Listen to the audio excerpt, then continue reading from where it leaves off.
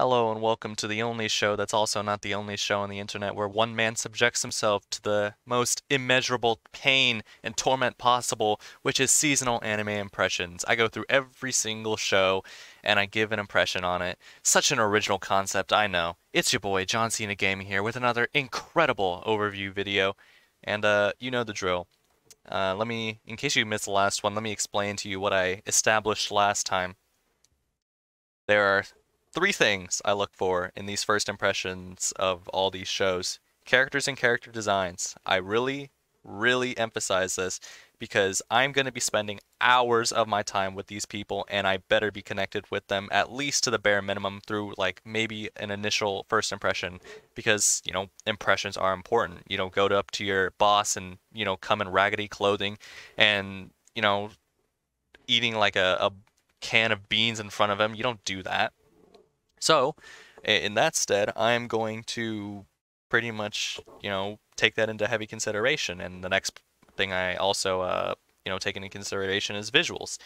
I'm not a production-based guy to any extent. I don't really know how to talk about animation, maybe in the ways that some people might be able to, but I am competent enough that I think that I know what good and bad visuals pertain to look like, or, sort of look like, right? And it makes most sense to me that if a show looks bad in general, it's not going to be fun to watch, and probably instead it's not going to have engaging visuals, then I don't want to watch it, right? And the last one, by far, like literally I could just knock out these other two categories and replace it with this one. Entertainment value. If it's not entertaining, I don't want to watch it. It's very simple. Can I gain something through me watching this show? It's content that I consume. It's content that I'm going to be spending a lot of time with, so I better be able to watch this for that amount of time. And to begin, not very interestingly, we have My Hero Academia 5th season. Yeah, I caught the first episode because I'm all caught up actually, and I was not impressed with why does it want to translate to Vietnamese? Whatever. Um, yeah, I was not impressed by this first episode. I mean, last season I wasn't impressed by this first episode either, and the season before that I was not impressed by this first episode because they're all just, the same thing. It's just them recapping sort of the events of the last season and then going over everyone's hero names. It's only the 5th season, guys. We need to still reintroduce all these characters because it's so necessary. We forgot about them. It's been so long. It's only the 5th season. I don't know any of these guys' quirks anymore. And why would I? I mean, seriously, we're still doing this? Like, reintroducing every single character and telling me their quirks is not the most efficient way. Also, the visuals are kind of ugly, TBH. I don't know if Yutaka Nakamura is working on My Hero Academia anymore. I didn't see him listed down here or in the staff for the previous season either. Maybe he is. But the only reason I'm still watching this show is because Yutaka Nakamura is on the project, and whoever doesn't know who Yutaka Nakamura is, he's a god among men in the animator, index, right? He literally is someone I keep an eye out all the time for because his work is incomparable, right? I mean, Sword of the Stranger, you gonna tell me that dude didn't just create the best fight scene in literally eons? Um, yeah, so I'm on the lookout for his work all the time, and if he's not on this project, I don't know if I'm going to continue watching this show anymore. I've been told that this show is going to get good eventually, but I can't take Midoriya's squeaky voice anymore. It's very annoying, and also all the characters are really ugly and just non-fulfilling as characters in general. Like, the series has devolved so far that I don't even know where to go with it. Like, I could give you a synopsis of what happens in this specific episode, but it doesn't matter because it's all recap and just character introductions. 5th season, by the way. Next. Shaman King.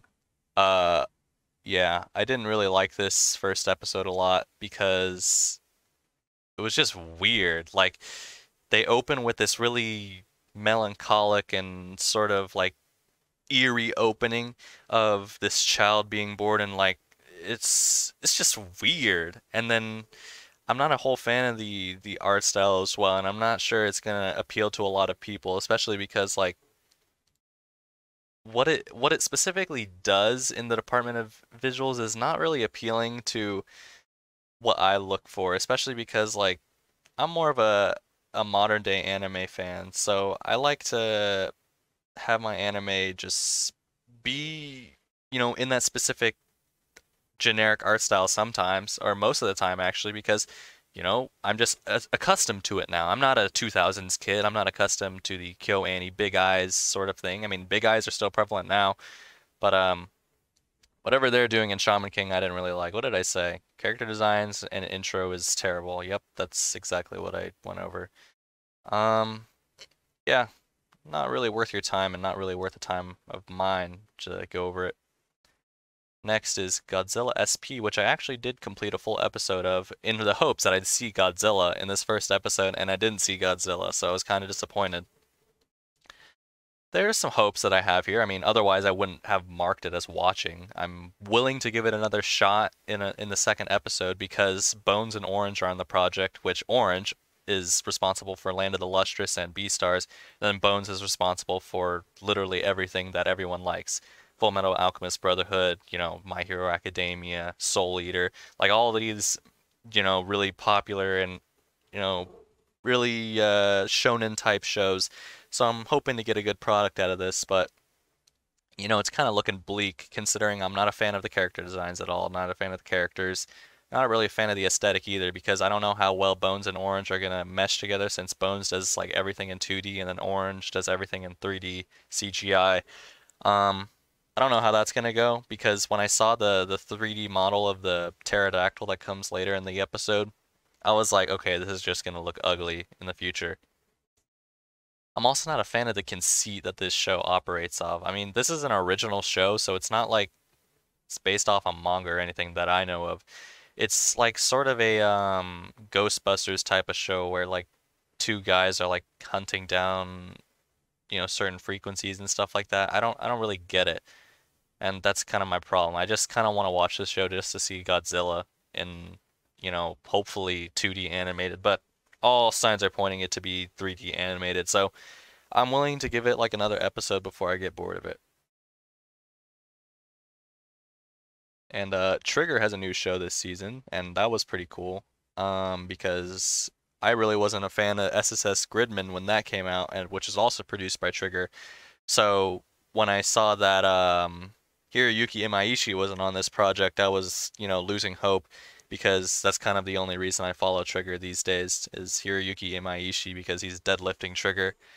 Um, I mean, I don't want to put down any of the other members of Trigger. I'm just saying that like the main reason I follow Trigger at all is literally just for him, Hiroyuki Imaishi, and that's not a bad thing, I don't think. I think that many people do that. I mean, some people followed Madhouse strictly for Masao Maruyama, so it's not really a problem here. But anyway, um, in SSS.Dynazenon, basically you have the same problem that I had with SSS Gridman a while back, is that all the character designs are really weird.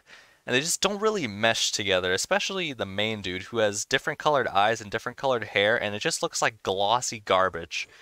Um, I mean, the main girl is kind of fine, but she's generic enough to warrant it not being a problem. But all the other characters are kind of just weird, and I don't really like their character designs a lot. Especially the aesthetic of this show is trying too hard to be flamboyant. And I know that's kind of a Trigger signature to be flamboyant and to be over the top, kind of awesome. But this didn't feel awesome. It felt more like the same thing with SSS Gridman's first episode, where everyone gets together and it's a giant Power Ranger type of thing, and like what happens? Like they fight a monster. Okay, that's fine. Godzilla shows up and they fight the Godzilla, but like, what is the appeal after that? That's kind of my problem. Like, where do we go from here? Do we analyze the aftermath? Do we analyze the character relationships? Do we analyze, something cool like, only action fights, but even that gets boring.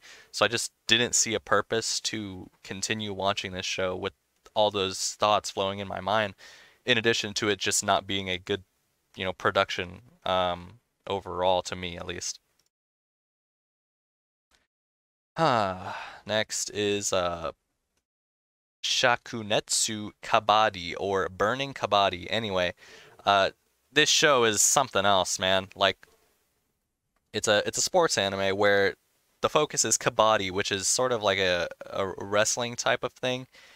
And I couldn't even get to the part where they started wrestling because I was already bored out of my mind by the time that they introduced the sport itself. Because, first of all, the main dude is some edgelord loser who thinks he's better than everyone and nobody deserves his skill level because, oh, I was so good in middle school that I didn't want to do anything anymore because the admiration was just too much for my peers.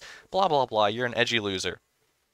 And then the, second character comes in and he's like this bald loser. Well, I mean, that's a bit of an overstatement. He's just bald and, kind of looks like Saitama from One Punch Man.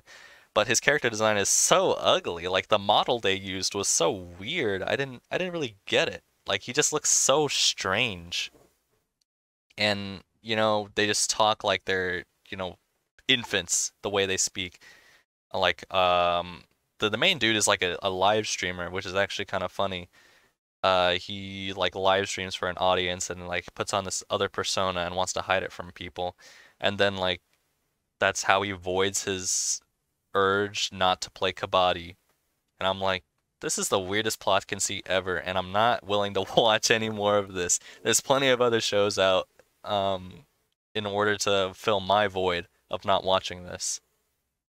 I mean, on a production level, it's average, but like you have such a strange and not very appealing type of story that's being told, and especially not one that I'm willing to give the time of day to.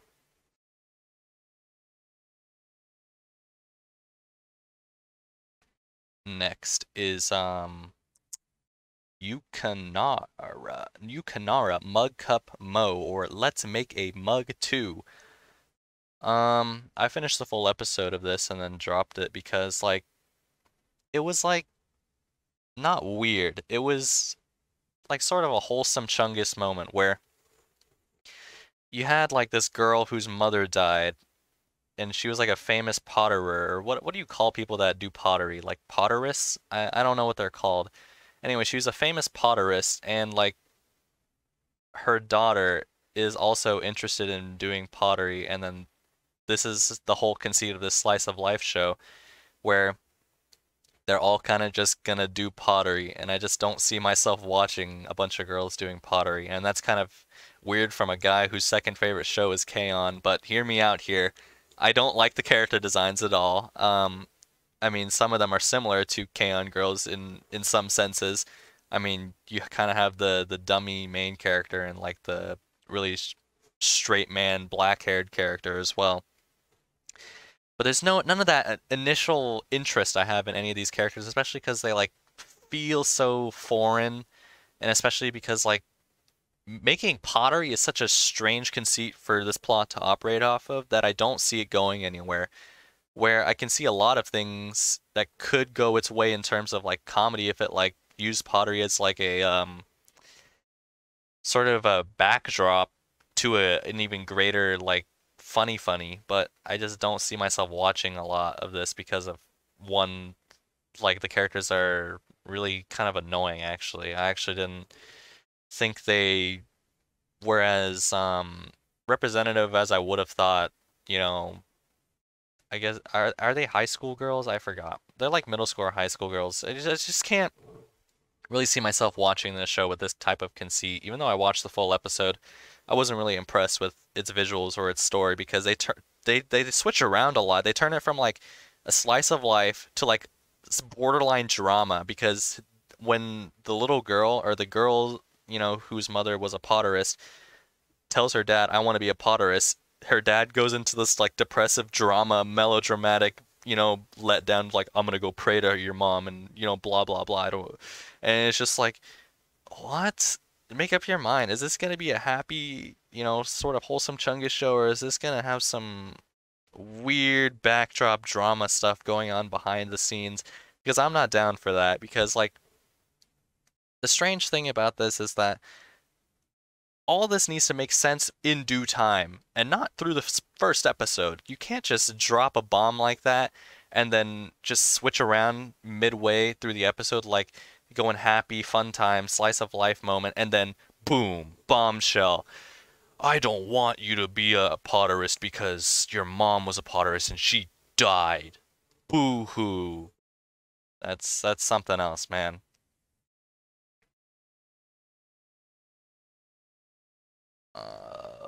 Next is Vivy, Fluorite Eye Song. I actually thought the first like first 2 minutes of this show were interesting because like it's just manslaughter everywhere. And, be it that it may, senseless violence aside, like the whole ambiance of the first 2 minutes opening is just like carnage. Like everyone's dying, and there's like pop idols singing in the background. It's like super subversive in the way that like I'm like, what the hell is going on here? Now I'm interested because like first of all, Wit Studios behind it. They dropped Attack on Titan probably to produce this. So I'm like, okay, what's going on here? And then I just have no clue what's going on because like after this whole sequence, they just go into like a bunch of talking and exposition dumps into what exactly this AI is, which is the main character. The main character is like this super advanced AI, and I'm like, okay, so we're gonna do some idol stuff and pop some heads. In the meantime, it's gonna be an idol on a rampage, right? And then it just turns into this like, so the AI works like this. Quantum mechanics actually provides the framework for how this blah blah blah. Do I care? Not really. Um, I just kind of want to watch the show. I'm not asking for more carnage. I'm kind of asked for like stuff to move in a fashion that is not boring in the first 5 minutes, because that's what it was. It's just like you drop this cool, carnage, and then you just go into exposition dump, and then more exposition dump. And let me see what else I wrote here, because I'm pretty sure I covered a little bit. And then we live in flashback land with no purpose. That's the last thing I wanted to cover. After that little sequence, we go to flashback land, and we're never able to see again, because why not? Why would we be able to? Because this game sucks. I mean, this show sucks. Anyhow, Cardfight Vanguard overdress. Actually, let me say it in its full glorious title because it was so necessary. Cardfight exclamation mark space Vanguard lowercase over uppercase dress. And there's just so much nuance to how that title is just so important to the themology and symbolism of the show that you just wouldn't get it. You just wouldn't comprehend the level of play they're aiming at because you're just not available to them. Anyway, uh, Kinema Citrus is taking a break from their Shield Hero grind to produce this show, and the heck what the heck am I even watching, dude? It's just like the show starts off with like a femboy, and then it's just like this is something else. Uh, yeah. So the first 5 minutes is just basically this main character, this blue-haired guy, he's getting like harassed by a Yakuza member, and it's the most unentertaining thing I've ever seen in a while. Like, I feel like a lot of shows are banking off this femboy premise now. I think it's kind of interesting to see this kind of rise because actually in the beginning of this season, I wasn't really seeing a lot of isekais. And then I was like, wait, so is the new genre that we're focusing on femboys? And lo and behold, you get shows like these, just completely capitalizing off it. And you know what? Good on them. Good on them. Because there's a market and I'm in demand. Except that this show does it horribly, and it's really bad because the main character is like this super uninteresting, really naive type of kid, and he's kind of cross-dressing and stuff like that because his sisters are forcing him to, and he's just like not speaking up for himself when he's just put in these weird situations. And I don't want to watch a show like that, especially like a show with such little substance like this one. I mean, I'm sorry to embrace this pretentious aura, but come on, I'm not into this type of show. I'm not gonna watch 12 episodes of this, unfortunately. Um, it's not much to say about this, unfortunately. I mean, the dude's name is Eiyuu. Like, I wouldn't be able to stand watching all the characters call him Eiyuu. This is a show that was up for contention in my eyes. Mashiro no Oto, Those Snow White Notes, is a show about this edgelord type of loser character who has nothing going for him in his life except for the shamisen, which is sort of like this old-timey guitar type of thing. And he sort of is a shredder on it, and he's kind of this loser and really dramatic and really stupid, actually. That's how it felt the first half of the episode until we actually get into the actual drama of the series, which is him impressing those around him through performance. And to that end, it was actually kind of interesting how the performances affected people in Tokyo, where he was playing because he ran away from home to play the shamisen in Tokyo, hoping that he'd find his sound like his grandfather did, which is kind of a uninteresting conceit to me because like the whole idea of him trying to please his grandfather to just play the shamisen and find his voice is kind of a overused concept. Like you're trying to impress somebody so that you may advance as an individual. That's kind of boring to me, but like at least the performances are cool, so I might consider giving this another go. I mean, I already marked it as watching, so I'll give it at least another episode, like maybe half or maybe 5 minutes of another episode. If it's still boring, I'll just drop it. Um, and they kind of just like give you a lot to work with, but also not a lot to work with at the same time because first of all, the characters are just really really ugly. Not in the sense that like their production quality is ugly, but just like the way they act is really ugly, and they don't really have a lot of chemistry that makes me want to either hate them or love them on purpose. The show kind of just muddles the idea that you're gonna just like watch the show because like the narrative is gonna be so deep, but it's actually not that deep. Um, because I think even the show's creators know that these characters are not gonna hold up for that long. And I certainly believe they're not going to hold up for that long, but we'll see. Anyway, speaking of the most impressive show of the season, which I did not reference in the last show because that would make sense ultimately, but Nomad, Megalo Box 2 is a straight banger. Who would have guessed that my favorite show of, I think 2018 was when Megalo Box 1 came out? I think it was 2018, yeah.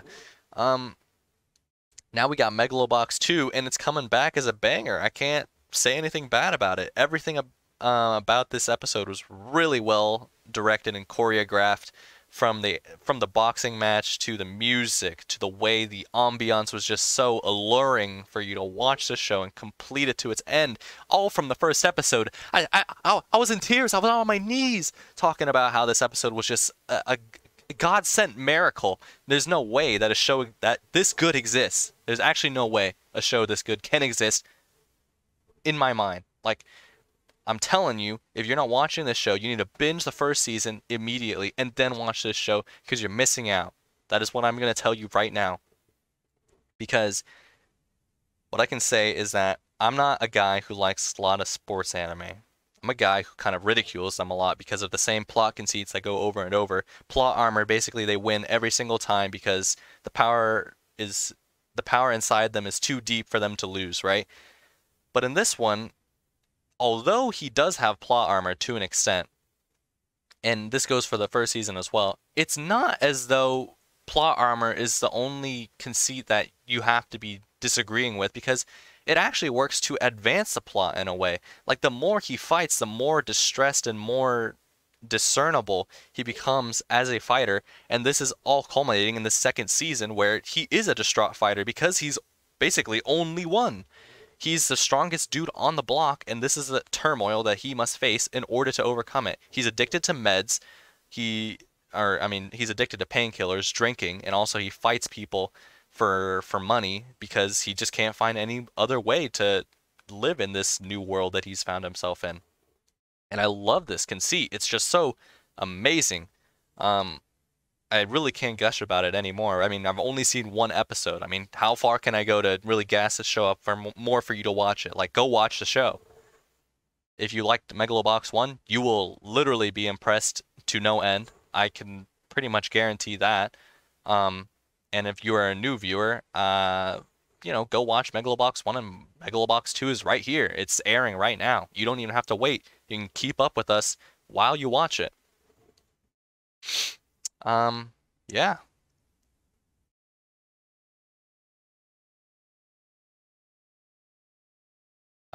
Yeah, no, this is a terrible show. Mazica Party. First of all, what in God's name are these character designs? Like, I want to know what sick creature crawled up from his cave and said, you know what? I'm going to make the most ugly characters possible, and then let's put it on a show. Because this is exactly what this is. Like, I just can't understand what kind of creature would even think about putting these guys on the block, on the chopping block. Like, they're not even ingredients. The ingredients are not combined to make something beautiful. They're literally just taking just random colors and random materials and just putting them into a character and saying, yeah, here we go. I am ready to put this into motion. This is just like, what the heck am I even looking at, dog?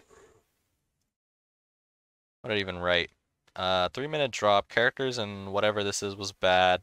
You know, we go from fighting Moltres to running the mile in school. I mean, yeah, what can I say about this? Like, the first 3 minutes were literally all over the place, and you already know that's a dead ringer. How would I even comprehend the rest of the show if that was enough to make me drop it? And I was very generous. I single-handedly believe I was very generous to this show. I was like, okay, maybe this is a kids show. It's OLM and they make Pokemon, so maybe this is just a fluke in the system and this is just a botched introduction. But it wasn't. It actually turned into something that I just couldn't understand.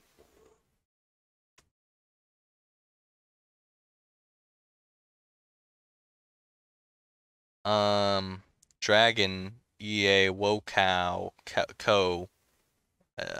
Just botched that.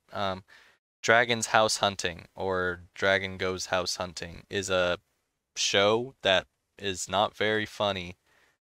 Yeah. I don't think I got halfway through this episode before I actually got bored of it because, like, first of all, the CG dragon was kind of just ugly, and I don't really appreciate CG as much as the next guy. I mean, I won't bash it if it's just like not abhorrently bad, but this is kind of just abhorrently bad.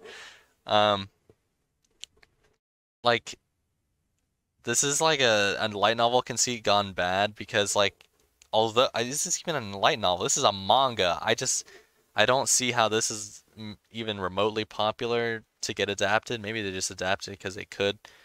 Um, get the rights to it at least. Like this whole point of the show, or like what they even went over in the show, was like two slimes buying a house, and then they cut to the dragon actually losing his house and having to go house hunting now. And I'm like, what do we just spend the first 5 minutes doing? Like establishing a comedy, or are we establishing a slice of life show? Because I just can't understand what's going on and why we're doing this. Because like, shouldn't we introduce our main character like relatively early?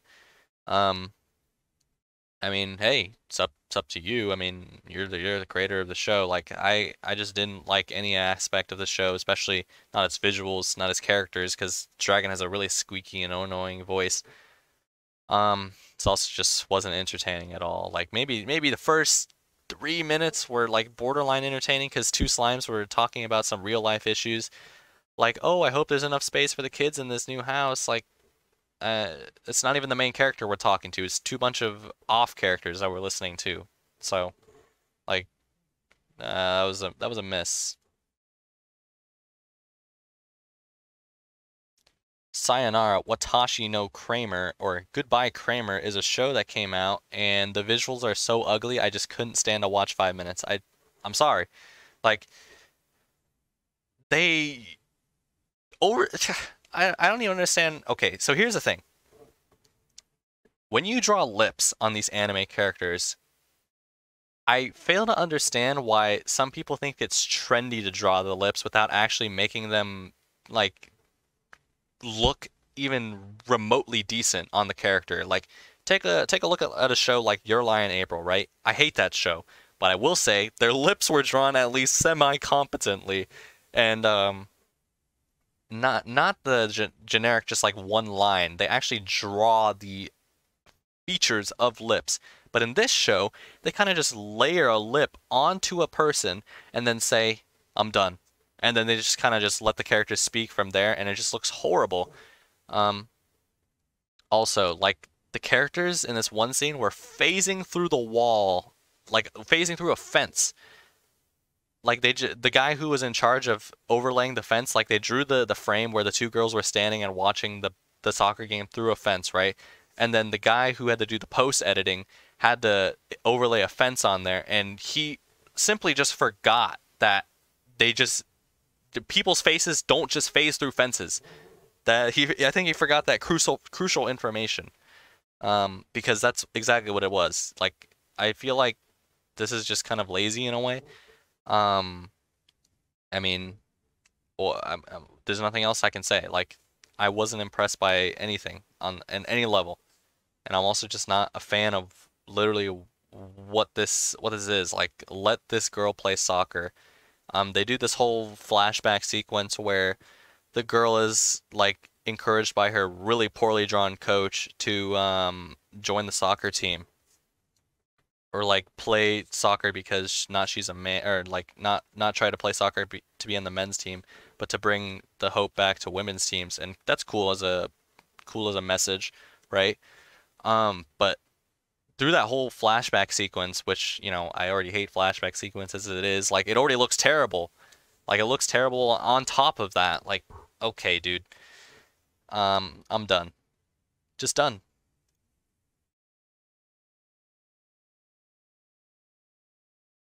Sentouin Hakenshimasu! Exclamation mark. Combatants will be dispatched. I completed the first episode. If that's a good sign, I don't know what that is. I have hopes for this show based on the fact that, like, maybe it can go somewhere in the form of light novel power fantasy type of thing, but I'm not really hoping for much. Like, I don't really see this going anywhere except for like down the drain in like 3 episodes because, like, first of all, its main character is just a degenerate, and he's not an interesting degenerate. I should add. Uh, it's kind of a lot of boob jokes and stuff like that, and boob jokes can be funny as long as they actually mean something in a way. Like they just kind of just do stuff just because they feel like it, and it's not very appealing to me, unfortunately.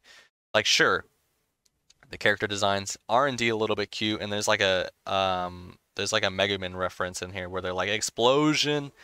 And it was kind of funny, I will not lie, but the rest of the show had me like straight face emoji. It's not really entertaining, I should say. Like I was hoping that maybe something of like quality would happen in terms of like the story, which is what I'm hoping for when I give this show like maybe half another episode. But like I'm not sure, man. Like I don't know what to say. What I said was it's very random and lacks any point to watching it. So take that as you will, because I know that this show probably won't hold up unless I'm sorely mistaken.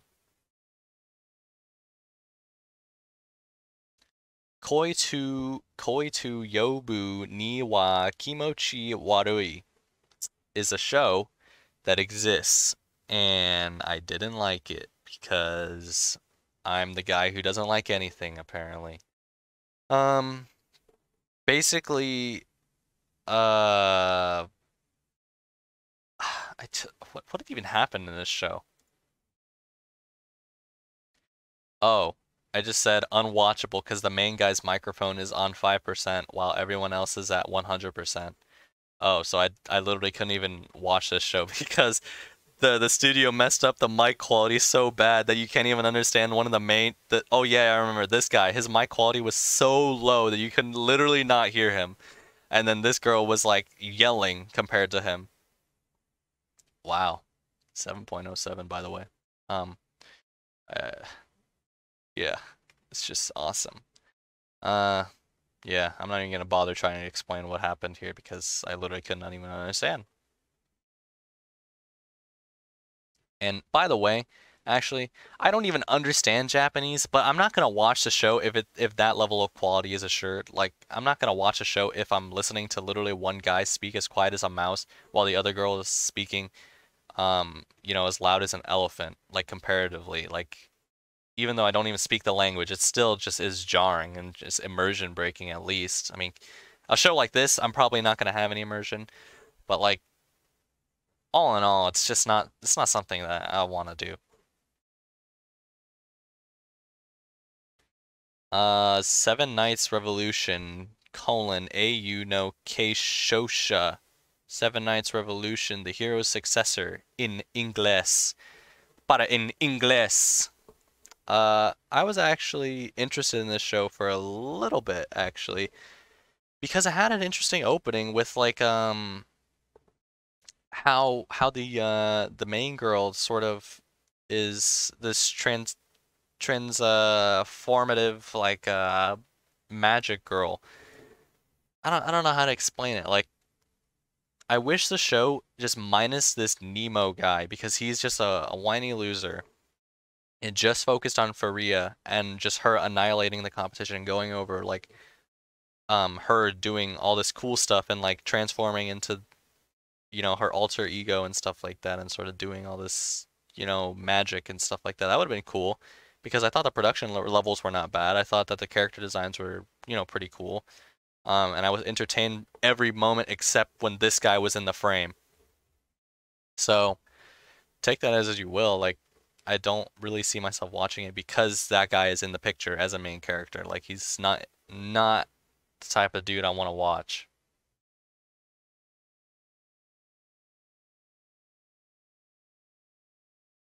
Do I even have to go over what happens? Like there's like monsters and then like she kills them. And then she does cool magic and that's it. That's literally the conceit of the show. So, yeah.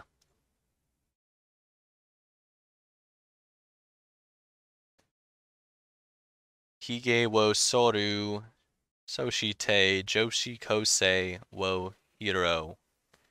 I shaved and I brought a high school girl home. HigeHiro is the English name. I thought the show was pretty good actually.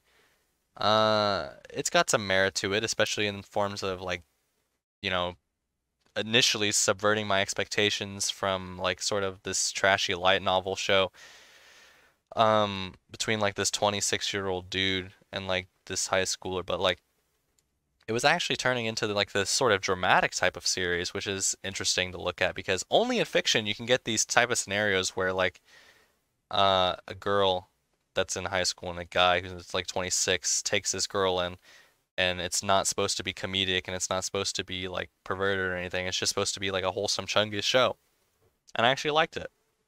I'm actually willing to give it a contender as one of my favorites of the season actually because it was actually kind of genuine in the ways the relationship was portrayed and the way that the characters kind of went about their situations because obviously this main character girl has been exploited in many ways or not and then because Yoshida the other main character is like a protector and sort of a um not a he sways away from the nihilist sort of mindset and he's more sort of like the genuine protector but also a little bit perverted in his own sense but he wants to suppress that as well because it doesn't make sense for the society that he lives in and that's kind of cool.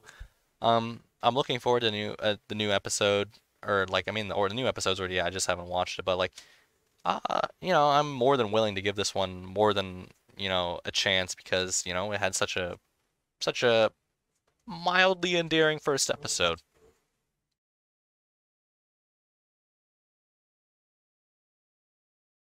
uh Odd Taxi is a show about an odd taxi. Very simple.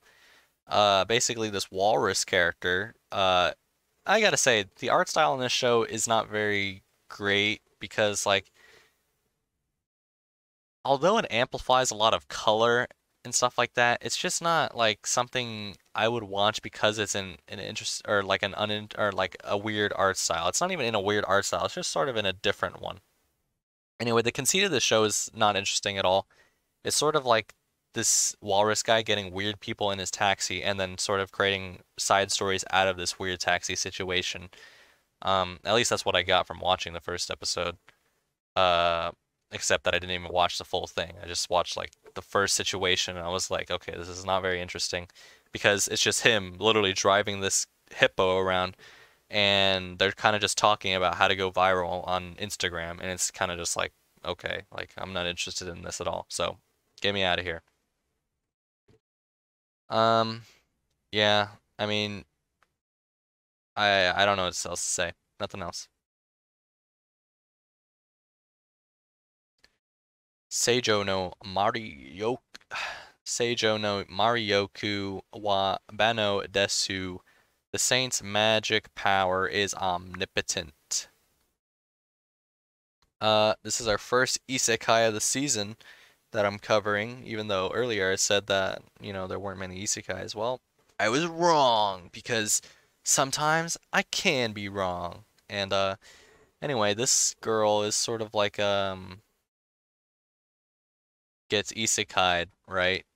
And her story is that she works herself to death as a salary worker, right? And now she just gets to relax and no wait, actually no, that's not it. She just gets literally just randomly teleported. That's a different show I'm thinking of. She gets randomly teleported to another world as a saint, and then like now the conceit of the show turns into like, okay, what is she going to do as a saint? But then they don't even want her as a saint because they summon two saints, and she's like the backup saint. So what she serves to do is find a new purpose, and that is in making herbs and potions. And she likes to make potions because she likes herbs. And initially I thought, okay, so we're gonna have a cool little adventure isekai where she's just gonna like sort of save people across the country and stuff like that. Um, but it eventually turns into like, okay, now we're making potions, and here's the ingredients. You need one rosemary, you need one daffodil, and then you mix it in the mixer, and then something like, no, I'm not really interested in that. It wasn't a bad performance by the characters at all. It's just like I'm not interested in the conceit is all. And that's kind of a loss on this show's end. I mean, I'm sure people might like this depending on how far they'll go to entertain a slice of life with a strange conceit, but like not for me. I don't think so. Entertainment factor is not there.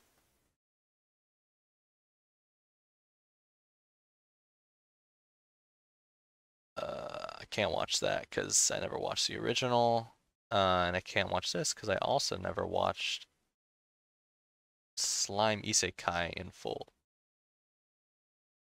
Anyway, Mars Red is a show that never went anywhere with like 10 minutes I think I watched.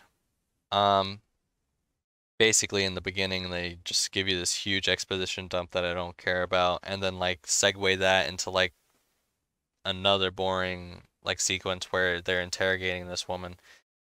And there's nothing really interesting about like I think this is the one show that pissed me off with its cinematography. Let me check. Yeah, yeah, yeah, yeah, yeah. This is the one.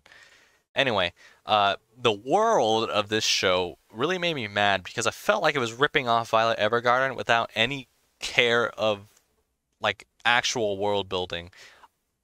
The women in the world were basically wearing yukatas, I think that's how you pronounce it, which is like Japanese dresses, not kimonos, but yukatas. And then the men were wearing steampunk clothing, and the world is steampunk. And I'm like, okay, maybe if it was a festival, I could see these women wearing yukatas, or, the dress, the traditional Japanese dress. But we're in a steampunk world. It's not a festival.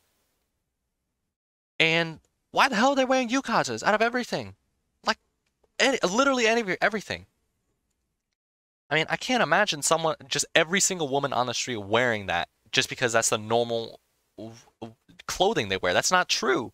That just can't be true in a steampunk world.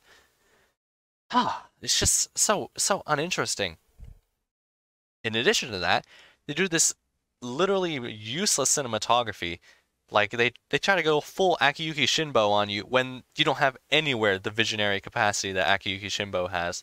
And you're just kind of just making random angles to make yourself look trendy, but you're not trendy. You're just an idiot because like it doesn't make any sense what you're shooting at. You're shooting at a random pot, you're shooting at a random like, you know, lamppost because you're just like this will look good in post. Like no, no, no. Why would you do that? You're just making yourself look bad.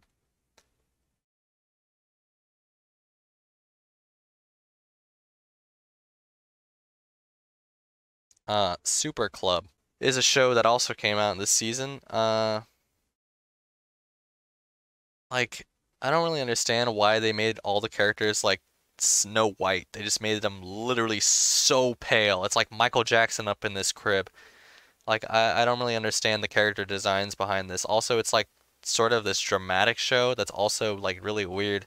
They also do this weird cinematography in the beginning, first like 2 minutes, where they're also just shooting at a random rice cooker, a random water fountain, just random stuff. And I'm like, okay, is there narrative symbolism behind this? Maybe I know in like the next 5 minutes, but no, it's just for random stuff. Like there's no semblance behind it. There's no capacity of any direction behind it. I fail to understand why that was even borderline necessary, but other than that, like the show turns into like this one girl who is super quiet, super just how do I say this? Just like super exaggerative uh, in the way she like portrays herself, especially because like I don't really like these types of characters where they're like kudereis, right? But like half kudere, not half kudere. Because like although she's quiet, she does have a little bit of talking to her to an extent that like maybe a childhood friend character might have, but it's not like those characters ever turn out to be interesting in many ways. I mean, Rei Ayanami is interesting in a lot of ways because like the plot serves her and serves, her actions well, while this plot kind of just like does nothing for me because like the whole conceit is that like she's in this super club, which is weird. Um, yeah, I'm just not like interested in anything this show has to offer, especially because like uh I don't even get what they were trying to say in this. Like Super Club, like I don't even think I got to that point.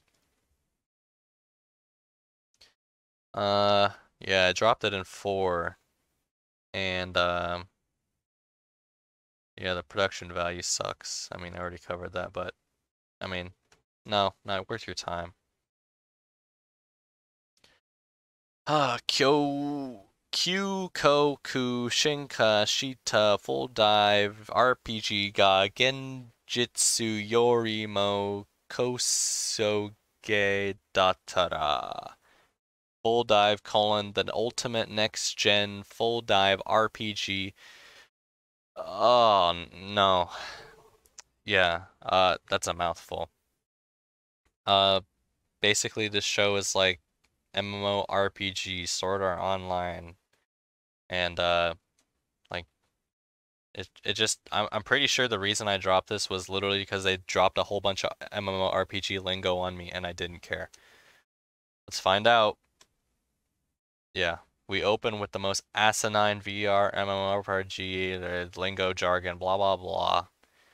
And then cut to what do you want to do when you not graduate?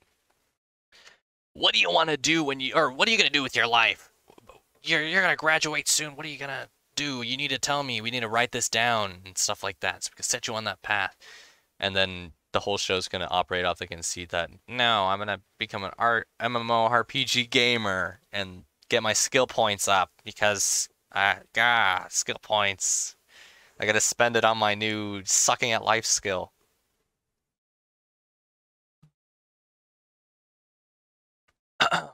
uh, this show actually had some promise until like maybe like 5 minutes into it.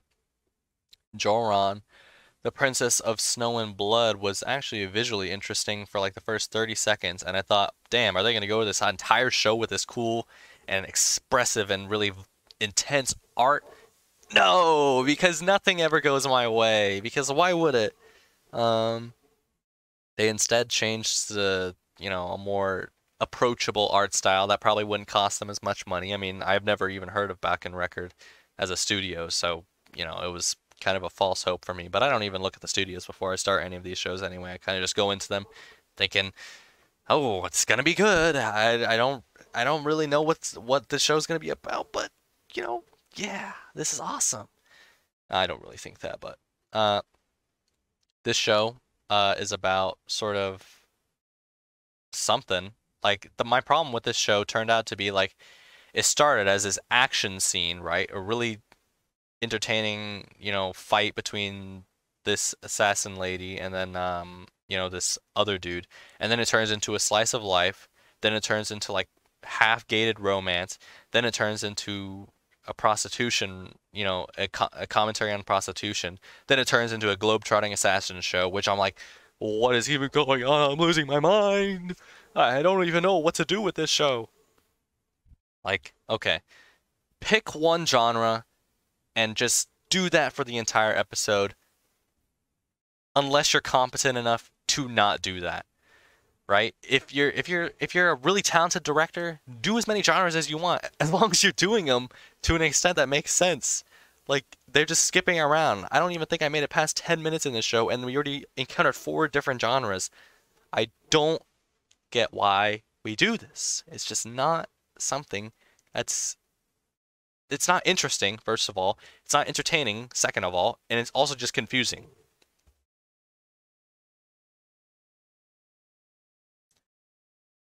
Fairy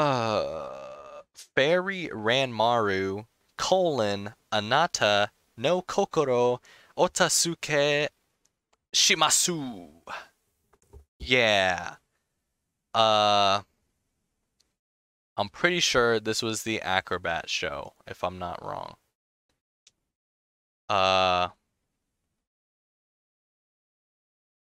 Oh, this is the show where essentially heroes of the age of the MMORPG are tormented by their experiences, PTSD, bing bang boom.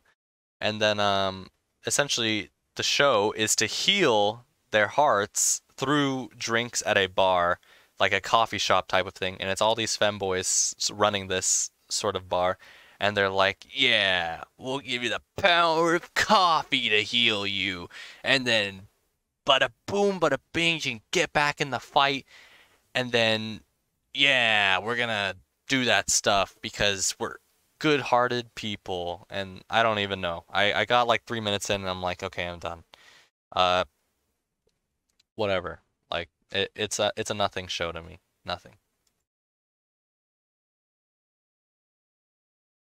Okay. We're on to something. Zombieland Saga Revenge is a show that I never finished the first season of, but I decided to pick it up on the second season because I can. I think I got 2 or 3 episodes into the first season and then dropped it, and then now I'm just gonna start off through the second season because I felt like it. And to be fair, this first episode for the second season was pretty good. I was pretty impressed with how the narrative actually shaped up to be and how everything was set up to flow pretty well throughout these next episodes that hopefully are executed quite well. They're out for revenge. They're gonna get revenge for, failing a performance probably in the last episode of season 1. I don't know. And now they're out to, redeem themselves in the eyes of their fans and, in the eyes of themselves. And it's pretty cool. I mean, the CGI dances are still a little bit jarring because I'm not a fan of idol shows in general, but, I've literally never completed an idol show. And if this was the idol show I was to complete, I would not be, disappointed at all. Like, so far, it's kind of interesting to see this type of, thing. Zombie girls doing idol shows. That is borderline interesting. But we'll see. I'm willing to give it a second episode and see what happens from there. If it doesn't turn out to be good, no harm, no foul. I mean, I didn't even like the first season that much. This is the Acrobat show. Bakuten, or Backflip, exclamation mark, exclamation mark, is a show about gymnasts or acrobats doing gymnast stuff in competition because they're awesome. And our main character is stunned when he sees these guys flipping and flying all over the place, and it's so endearing to him. He's like amazed by how they're flipping and flying, and I'm not interested in this show because I don't want to see flipping and flying, and I'm also not interested in gymnastics in general, and it just seems like another shabby sports story that I'm not gonna like just because it's a different type of sport. And that may be closed-minded of me, but you know, I can't take conceits like that where the conceit is, oh my God, as a kid I saw a gymnastic performance and I was so inspired that for the rest of my life I have harbored this type of inner development that I have been working towards until now, and now I'll become the man I truly was meant to become through the heart of gymnastics and the power of friendship and camaraderie and teamwork and competition. No thanks. Blue Reflection Ray is like sort of a magical girl show, except that its first few minutes are not a magical girl show. Let me see. Dropped at 10. The show can't make up its mind to cover either the high school lifestyle or the actual conceit, which is magical girls to an extent. It's very weird and nothing special. The main character is unlikable and generic. Thanks, past me. I mean, there's nothing really more I want to say about this other than like maybe its visuals were not as competent as I would like them to be. I mean, this is JC staff. We're not talking big guns here, unfortunately. I mean, you see that One Punch Man season 2? I mean, the visuals are not that great. In fact, they're kind of horrible in my opinion, but I'm in the minority on One Punch Man 2 being absolute garbage apparently. I don't even know. I didn't even check the reviews on that show, but I'm sure that someone out there is giving it a 10 out of 10. Why, I wouldn't be surprised. Another slime isekai, but it's not. I was reincarnated as a slime. It's a slime Taoshite 300 nen Shiranai Uchi ni level max ni Nate Mashita. I've been killing slimes for 300 years and maxed out my level. Yeah. That's exactly what the show is. It's a light novel conceit where this girl gets isekai'd because she overworked herself and killed herself through her salaryman job, which I mentioned earlier. And then she essentially lives out the next 300 years in this fantasy world with immortality because, you know, when she gets reincarnated, she asks to be immortal, and, you know, stuff like that, and live a leisure life. So she becomes max level through killing slimes every day, and now she's the most powerful, you know, being in the entire world, and that's what the plot will operate off of. And I don't really think this show is great. I just kind of want to watch this show because it's going to be my equivalent of Sleepy Princess from a couple seasons ago. Back when Sleepy Princess came out, I literally only watched it if I was bored out of my mind and just like wanted something to void that boredom. And this show kind of serves that purpose of like I kind of want to watch this show just so like I can have a buffer in between all the other shows that I'll watch. It's kind of like weird. I know. It's weird. Like the production values are fine. I think the main girl's design is really nice. Um I just don't know how far this conceit can go. I mean, Sleepy Princess was the same thing. I don't know. That conceit went nowhere. This will probably go nowhere, but that's exactly what I'm watching it for because like I just need a buffer. And hopefully it stays as my buffer. Oh, this one was horrible. Subarashiki Konosekai. The World Ends With You animation, right? The animation. This is a show based off the game, and it looks terrible. Like the characters of this game, right, look literally nothing akin to the people of the world, and they look so out of place. It's almost laughable as to how terrible this show it just looks in general. Like I can't possibly find myself being entertained. Not even the conceit. I mean, probably if they shaped up the characters and like made them look akin to the world they actually are in, like maybe I would have given it 10 minutes. But like I just had to drop it in 5. I just literally had to. Like there's no way I'm gonna watch the whole show with the characters looking so out of place like that and be like, yeah, this show is awesome. Like the narrative is so awesome and like I don't care that the characters literally make no sense. Yeah. No thanks. No thanks. I'm losing my mind over here. Yuki Yuna wa Yusha de Aru Charuto. This is like a show that I watched one episode of, but it's like only 3 minutes or 5 minutes. And yeah, I think they literally only talk about udon in this first episode, and like that's literally it. It's like opening, and then they talk about udon for like 30 seconds, and then ED.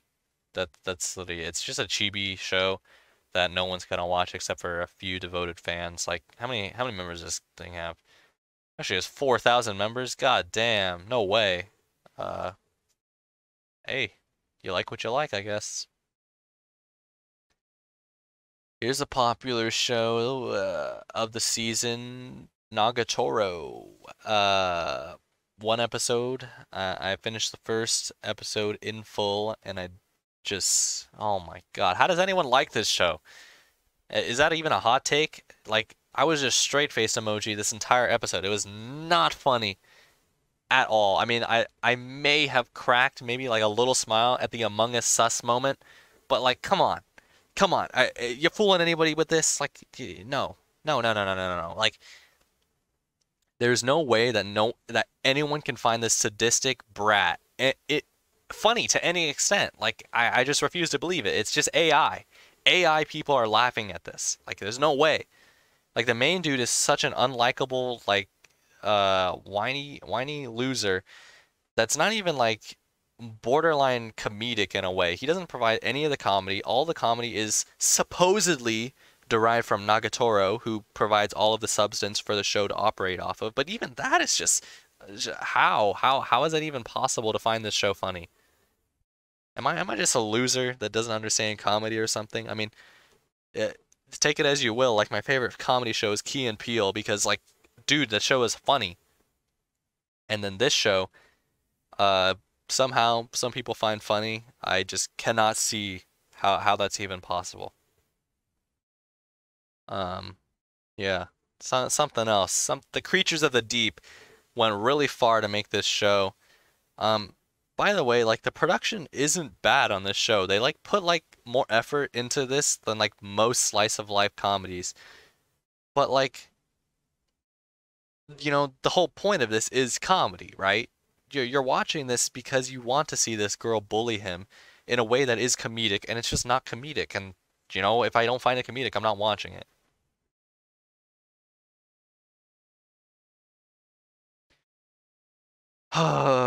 Battle Athletes Dai Undo Dokai Restart! Exclamation mark. Butchered that as well. Um, okay. So this episode starts off with this like super weird, like alien crash from above, and the alien gives this one girl like her ticket to participate in this galaxy race to become the goddess of mankind, and now she trains her entire life to become the goddess mankind through marathon racing. Yeah. No. First of all, that narrative is just stupid. Hot take, I don't know. Uh, Character designs were just ugly, really scandalous shots of, bare bottom. I mean, don't get me wrong, from time to time that becomes awesome. Redo of Healer over here. Avid explorer of the bareless bottom. But you know, it's just kind of there's no point to doing it in this show at least. At least Redo Healer knew it was trash. Um, yeah, this show is kind of just weird. It's like can't pick up any interest in it because like I don't want to watch a marathon running show, first of all. I also don't want to watch a galaxy running marathon show. And I don't want to watch this like one-dimensional freak run these intergalactic marathons.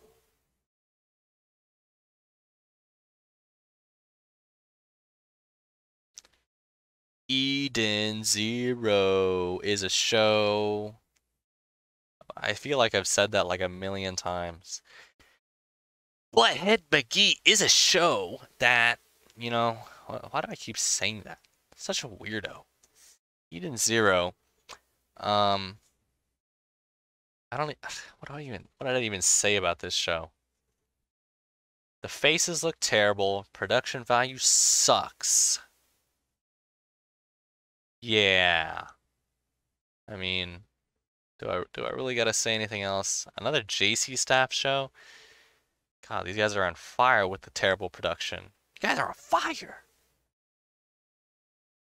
Here's something interesting that happened this season. You have one of the most interesting and awesome minds of the anime industry, Akiyuki Shinbo, with an with a brand new show, and you know it's got Shaft backing him. Like you got everything possible. You got Shinobu's voice actor, also did Makoto from Ghost in the Shell standalone. But that aside, you just have like dream team of people on this project. So I really want to see where this one goes. I'm not sure how many episodes I'm gonna watch. I mean, I definitely want to watch at least 3, because you know through this episode I really just remembered how much Akiyuki Shinbo's directorial style and cinematography just is so noticeable and so recognizable that I'm like, okay, this is an Akiyuki Shinbo show, no doubt in my mind. Like the way he directs and the way he just looks at these scenes and portrays them to the audience is so interesting to me. I find that dichotomy quite enjoyable, especially because he knows what he's doing. Like he knows what he's doing to coerce you to watch the show sometimes, and he picks the most possible or the best possible ideas for you to latch onto. Even though the dialogue in here is really annoying and not very interesting, I've grown accustomed to that being the case.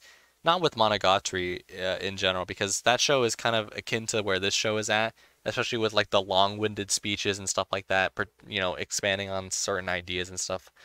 But this is a brand new show in which like he's taking the idea of um, beauty and boyhood and tying that all into like a sort of exploration show in a sense. I'm honestly interested in seeing where this is going because like it's kind of hard to explain. You just gotta be a man of culture. That's what I'm gonna say. Just gotta be a man of culture and understand that when Akiyuki Shinbo's name is on a piece, put your chips down, at least give it an episode. You know, there's a lot to be had here. I mean, the Shaft production values were already great, and his artsy sort of Madoka Magica type of I mean nowhere to the extent of Madoka Magica, but it is very interesting the way his style has shaped over the years, and I just kind of want to follow that. I'll be a part of it at the very least. Shadow's House, a Cloverworks show. After producing 3 shows last season, which all bombed, in my opinion at least. I mean, Promise Neverland, Wonder Egg Priority, and Horimiya all did very ugly, just like, I'm pretty sure they just didn't take off in any audience, except maybe Horimiya for people that just have literally no taste for romantic comedies, maybe. Um, yeah, this show was like sort of a weird interlude for their production, because I know they were burnt out from making 3 shows last season. They're like, okay, take it easy this time, because maybe stretching ourselves thin between one show that's heavily animated, one show that's critically appealing and mainstream, and also another show that we're betting our bottom dollar on to hit with the Bunny Girl Senpai audience as well. Yeah, none of those hit, and now they're on to making another type of weirdo show where uh basically I was interested for the entire episode except for the main girl's voice actor, which is so annoying. It's so high pitched, it's so loud as well. Like, the show was cool, just get a different voice actor. I mean, I don't want to insult her work, but I'm not a fan of the voice actor. I'm sorry. Like, the show is cool because it's like um this robot sort of just cleaning this dusty shadow house, and like the owner is literally a living shadow, and they kind of just talk to each other, and they kind of like go over what human characteristics do they attribute to themselves, because they look both human, but one of them's a robot and one of them's a living shadow, and they're technically like not human, and they kind of just go over that type of stuff, and like it's kind of cool. I will not lie. It's a cool concept, but the voice actor, oh, this blonde-haired voice actor, or the person that plays this, no, I'm not a fan. Very sad to say so, because I thought it was pretty cool. 86. Look at us as we have really cool, awesome poster art, except that the show was kind of boring and has a big exposition dump for no reason when I was already interested because the character designs were kind of cool. Um, yeah. Remember General Esdeath from Akame ga Kill? Yeah, she's got that similar blue hair look, and I always kind of wanted to see another character kind of rock that blue hair and kind of just like follow her for the entire show. And that's what the show initially I thought was, until we got to Boredom Town, where we just like, okay, I don't even know why I expected anything out of A1 Pictures in the first place, but I didn't even read the studio, so I was like, okay, like this show's shaping up. And I forgot to take into account that the massive dead weight that A1 Pictures has is just so overwhelmingly powerful that I just can't overcome it. Uh, yeah, so we get into the show. There's this really cool, like, I guess not really cool, but like, it's a relatively entertaining sequence of events that happens where we're learning about the world, learning about what the turmoil of the world is currently at, and we, kind of getting into the inner machinations of what our main character is talking about and her worldview a little bit. Nothing too informative, just some minor stuff, and it's shaping up a little bit, and then we just get into I'm so falling asleep. Oh God, it's you know because they drop this whole expedition dump idea of the century on you, and it's just like, can I just watch? I don't want to. I don't want to read all this nonsense information about Civil War and stuff like that. Like, I don't really care. I just want to watch the show. Is that too much to ask these days? Am I really asking a lot? Tokyo Revengers. I watched the first episode and I thought the show actually had promise. Not in the beginning. I thought this is kind of like a lesser or a worse Erased. You guys remember Erased? One of the most controversial shows in anime history. Uh, yeah, I feel like this is just a worse version writing wise, especially because like we jump back from the present to the past multiple times, and it doesn't really make sense why we do that. It's like I'm living in flashback land, I'm like, okay, is a majority of the show going to take place in this? Well, no, we go back to the present time, and now this turns into a hero story where this guy who has the ability to go to the past now is going to just keep on changing the past at will as many times as possible to save her. That just sounds like either a budget Steins Gate or a budget erase. Pick a timeline and stick with it. I don't like it. Also, the character designs are ugly, and I don't like how they look. Especially the main guy. He's just some generic bimbo.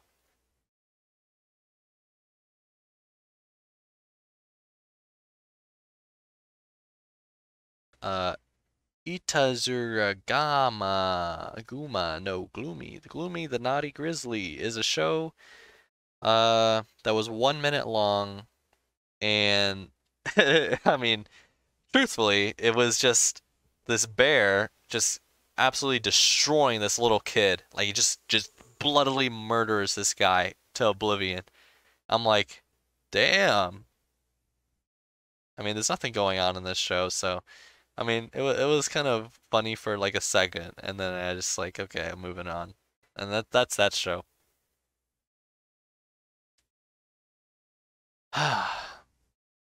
Okay, this is a rather interesting show because it's by the creator of A Silent Voice, the manga author at least.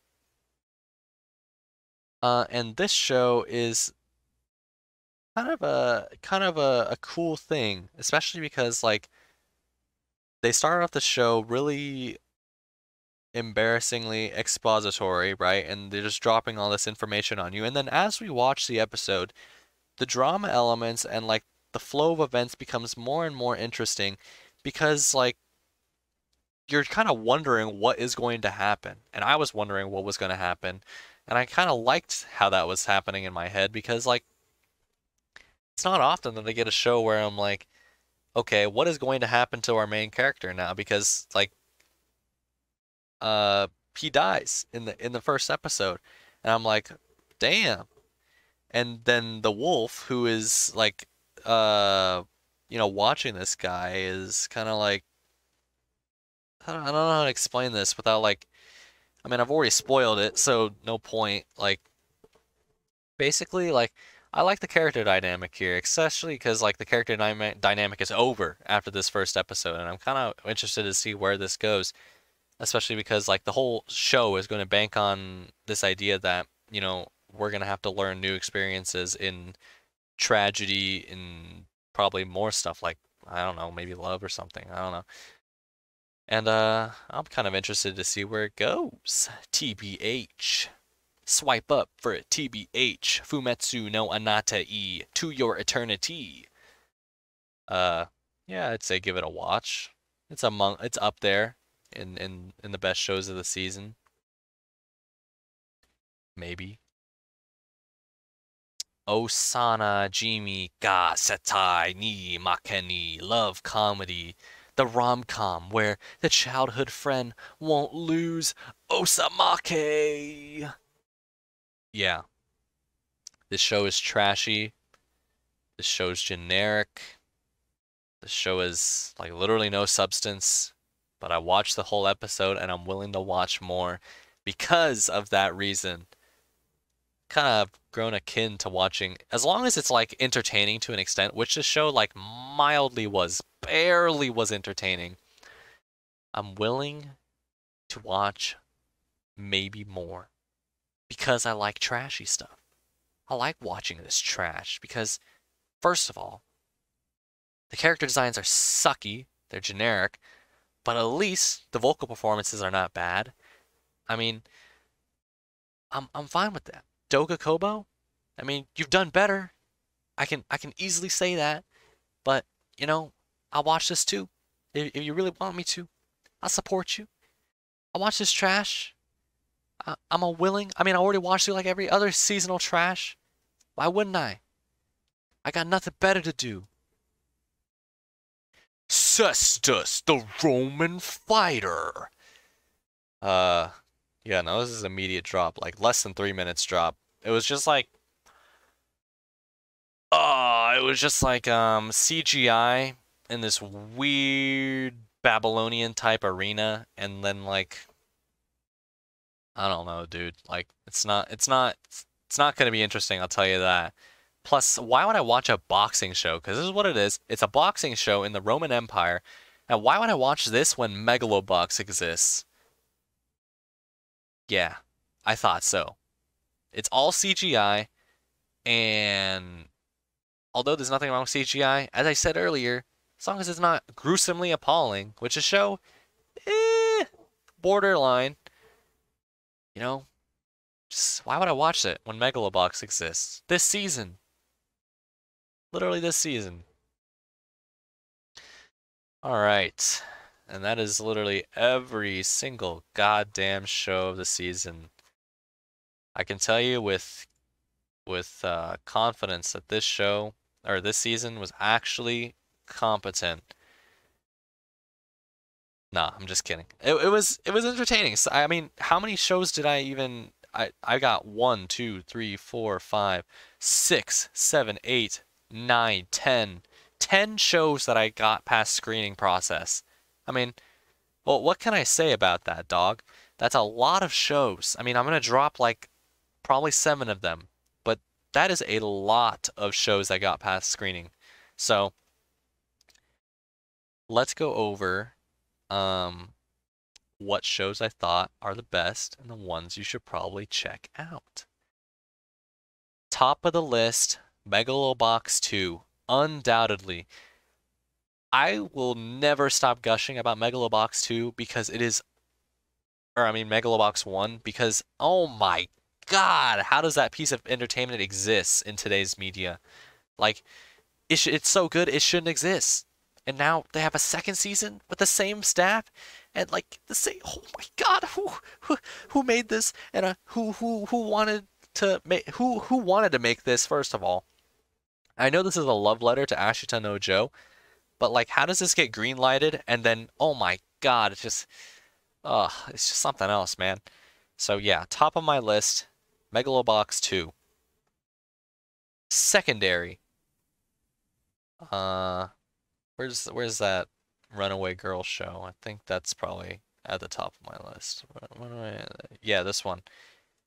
Uh, he HigeHiro it's called HigeHiro. Yeah, this show, it's got some potential to it. I think that, I might actually like the wholesome Chungus type of show where I'm watching two people who, probably have nothing going on in their life, kind of muddle over what it is to live with each other and kind of enjoy that type of atmosphere. I think sit back and kind of watch it unfold. Maybe some drama elements down the line. Who knows? Could go anywhere, and I'm fine with it going anywhere. Like, it was narratively driven. And I'm driven to watch it. And frankly, last season I wasn't a very good judge of what was the top show of the season. I mean, at the beginning of the season, I literally called Wonder Egg Priority my top show of the season, and I dropped it at episode 3 because it became way too cliche for me. Um, so when I say that Megalobox 2 is the best show of the season, I can say that with utter confidence this time. Utter confidence. I have no doubt in my mind, at least the first 3 episodes will not drop the ball. Will not. I am putting my trust. I'm betting it all on these guys because that's how much I feel towards Megalobox. HigeHiro, it could go either way. But I'm putting it all on Megalobox. So top 2 shows. I'm very confident in first one. Second one, mediocrely confident. One take. I did this all in one take. And this is something else. You have just witnessed one man struggle into the next dimension of reality. My mind is torn. My body is shaken.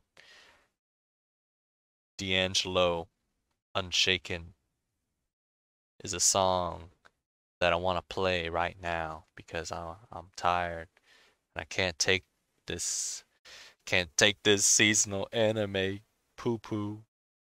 I just wanna sleep. Thanks for watching.